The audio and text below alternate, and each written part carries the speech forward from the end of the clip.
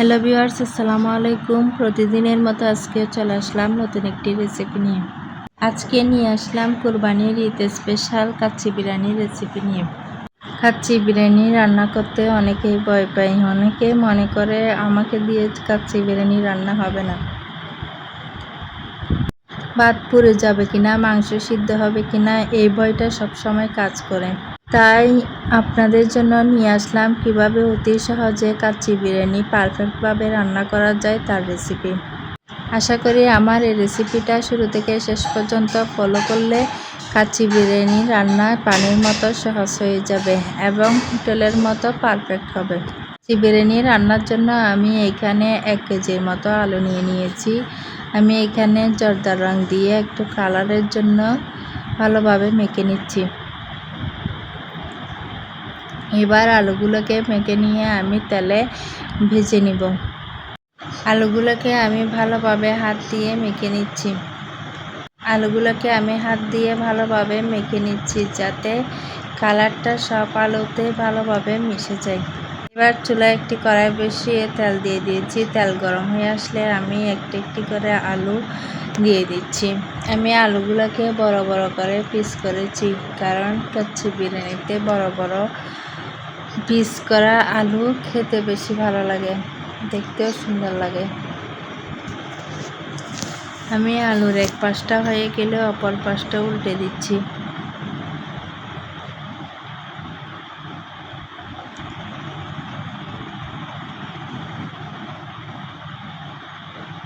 দুনো পাশ হয়ে গেলে এবার উঠিয়ে নিচ্ছি।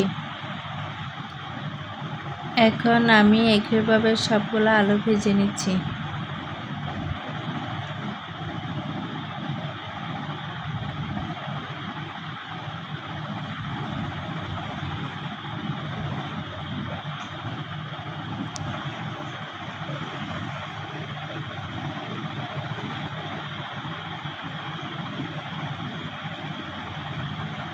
আলুগুলো হালকা ভাজা ভাজা হয়ে আসলে আমি উঠিয়ে নিব।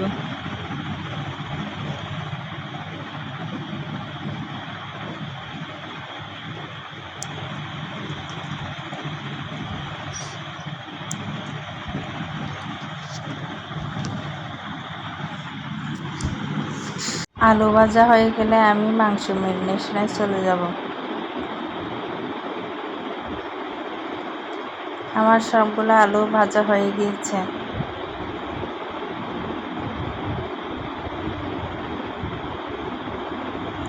এবার আমি মাংস ম্যারিনেট করব। এখানে আমি ছাগলের মাংস নিয়েছি 3 কেজি পরিমাণ। একটি বড় সাইজের লেবুর রস দিয়ে দিয়েছি। এখন দিয়ে দিচ্ছি 1 কাপ পরিমাণ টক দই। এখন দিয়ে দিচ্ছি 3 টেবিল চামচ পরিমাণ সয়া সস, 3 টেবিল চামচ পরিমাণ ঘি,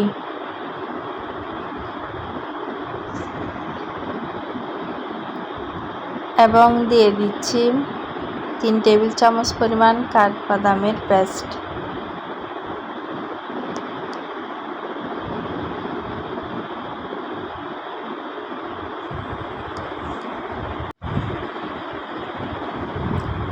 এখন দিয়ে দিচ্ছি 2 টেবিল চামচ পরিমাণ রসুন বাটা আর 3 টেবিল চামচ পরিমাণ আদা বাটা।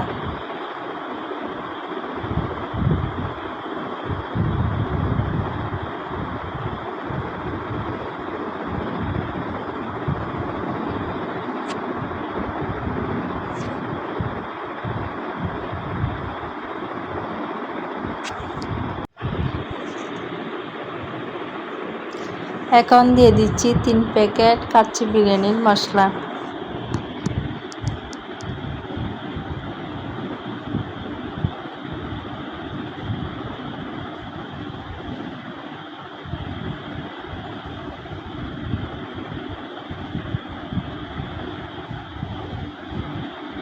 এবার ভালোভাবে হাত দিয়ে মেখে নিব।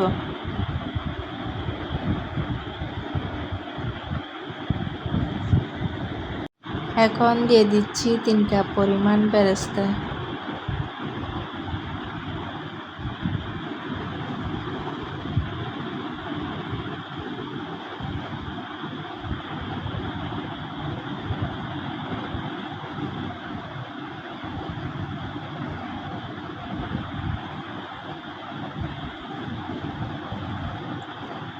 দিয়ে দিচ্ছি 3 টেবিল চামচ পরিমাণ চিনি।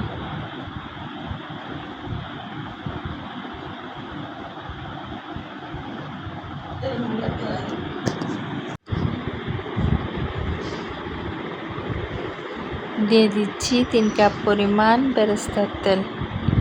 এই রান্নায় বেরেস্তার তেল ইউজ করতে চেষ্টা করবেন, কারণ বেরেস্তার তেল ইউজ করলে এর বিরিয়ানির স্বাদ অনেক গুণ বেড়ে যায়। এবার দিয়ে দিচ্ছি স্বাদ মতো লবণ। আমি এখানে 3 টেবিল চামচ পরিমাণ লবণ ইউজ করেছি। এবার হাত দিয়ে ভালোভাবে মাখিয়ে নেব। যতটা ভালোভাবে মাখাবেন কাচ্চি বিরিয়ানির স্বাদ ততটা ভালো হবে। হাত দিয়ে ভালোভাবে মেখে নিয়ে আমি 1 ঘন্টা ম্যারিনেশনের জন্য রেখে দিব। আমি হাত দিয়ে ভালোভাবে কষলিয়ে মেখে নিচ্ছি। মাখানোটা যতটা ভালো হবে বিরিয়ানির স্বাদ ততটা ভালো হবে। আমি মাংসগুলা হাত দিয়ে ভালোভাবে মেখে নিচ্ছি। এবার আমি 1 ঘন্টা ম্যারিনেশনের জন্য রেখে দিচ্ছি। এখন অপর পাশে একটি হাঁড়িতে পানিতে লবণ দিয়ে আমি বাসমতি চাউলগুলা ভিজিয়ে রাখবো, যাতে বাসমতি চাউলগুলা ভেঙে না যায়। আমি এখানে 3 কেজি চাউলের জন্য 3 টেবিল চামচ পরিমাণ লবণ দিয়ে লবণের সাথে পানিগুলা মিশিয়ে নিচ্ছি এবং আমি চালগুলাকে আধা ঘন্টা পর্যন্ত ভিজিয়ে রাখব।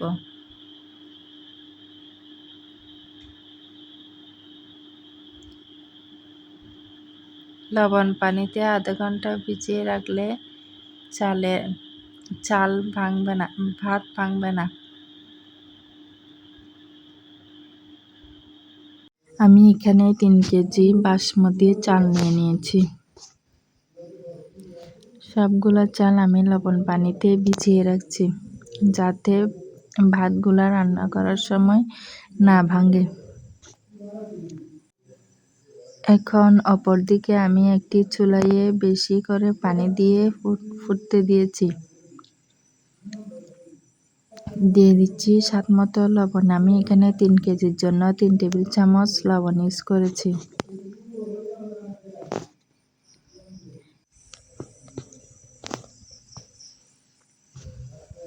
এখন দিয়ে দিচ্ছি 3 টেবিল চামচ পরিমাণ চিনি।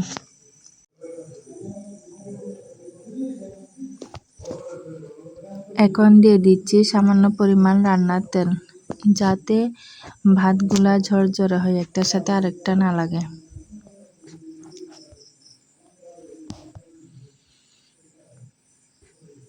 এবার দিয়ে দিচ্ছি কাচ্চি বিরিয়ানির মশলার প্যাকেটের গোটা মশলাগুলি।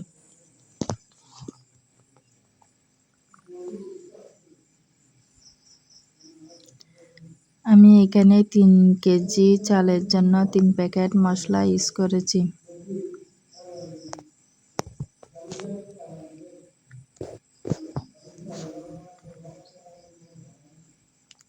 এবার পানিগুলাকে ফুটতে দিয়ে দিচ্ছি। পানিতে বলক চলে আসলে তারপর আমি বাসমতি চাউলগুলা দিয়ে দিব। আমার এখানে পানিতে প্রায় বলক চলে আসতেছে। বলক চলে আসলে তারপর আমি এখানে পানিতে বলক চলে আসছে। এখন আমি চাউলগুলা দিয়ে দিচ্ছি। চাউলগুলাকে আমি 10 মিনিট পর্যন্ত রান্না করব।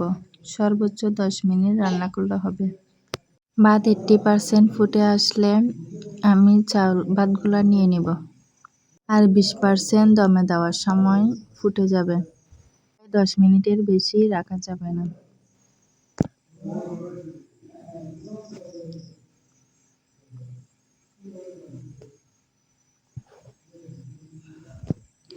দশ মিনিট হয়ে আসলে আমি একটি স্ট্রেনারের সাহায্যে ভাতগুলি নিয়ে নিব।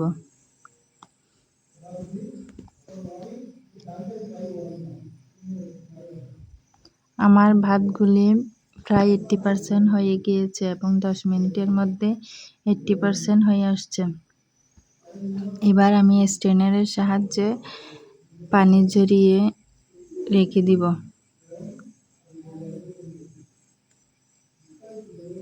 স্ট্রেনারের সাহায্যে একটি ছাঁকনির সাহায্যে স্ট্রেনারে পানি ঝরাতে দিয়ে দিচ্ছি।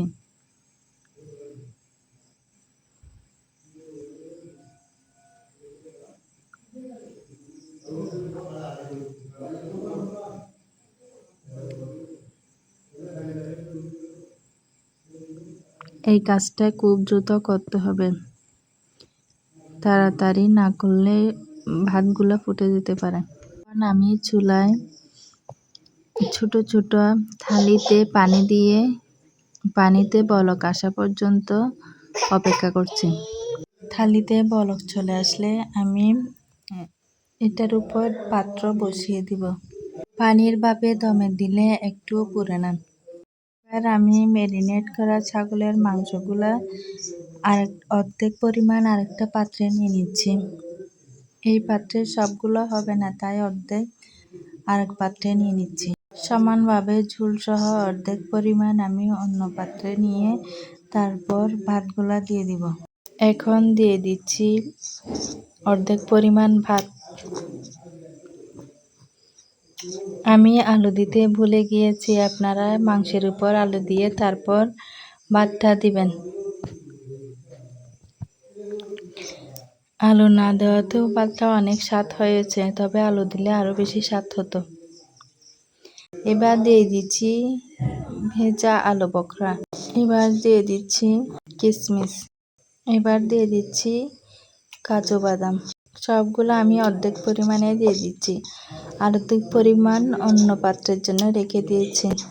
এবার দিয়ে দিচ্ছি ফ্রুট কালার। আমি এখানে হলুদ ফ্রুট কালার ইউজ করেছি। এবার দিয়ে দিচ্ছি 1 কাপ পরিমাণ পেঁয়াজ বেরেস্তা। এখন দিয়ে দিচ্ছি 5-6টা কাঁচামরিচ। এবার দিয়ে দিচ্ছি 3 টেবিল চামচ পরিমাণ ঘি। একইভাবে আমি অন্য পাত্রও সাজিয়ে নিচ্ছি।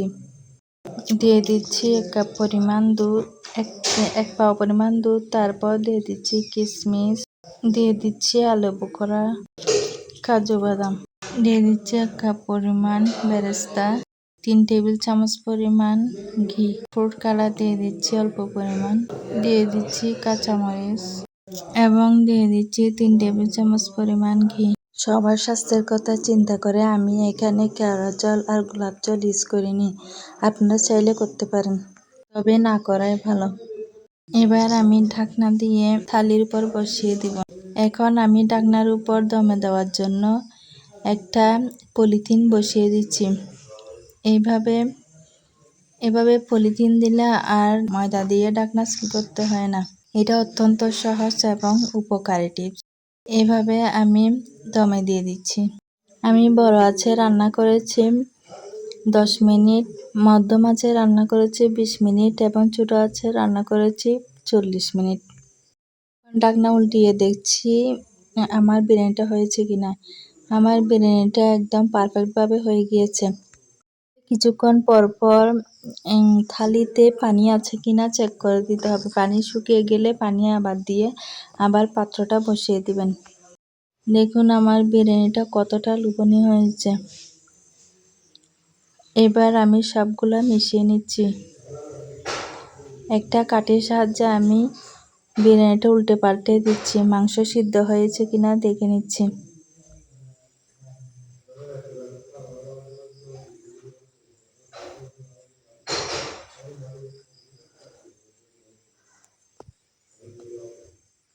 একদম মাংসটা পারফেক্টভাবে ফুটে গিয়েছে। আমার বিরিয়ানি এখন পরিবেশনের জন্য একদম রেডি। আমার বিরিয়ানির সবকিছু একদম পারফেক্টভাবে হয়ে গিয়েছে।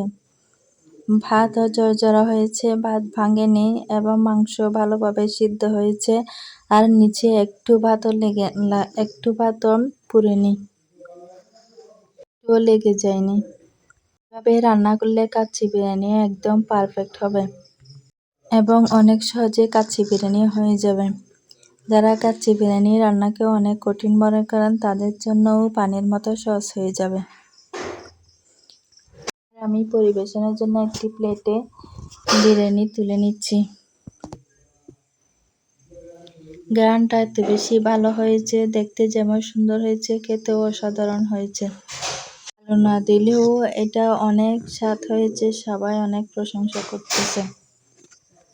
আপনারা আবার আমার মতো আলু দিতে ভুলে যায় না, আলু দিলে আরও বেশি এর স্বাদ বেড়ে যাবে। এখন আমার বিরিয়ানিটা কতটা লোভনীয় আর পারফেক্ট হয়েছে। আমার রেসিপিটা ফলো করলে আশা করি সবার কাচ্চি বিরিয়ানি রান্না করা একদম জলের মতো সহজ লাগবে।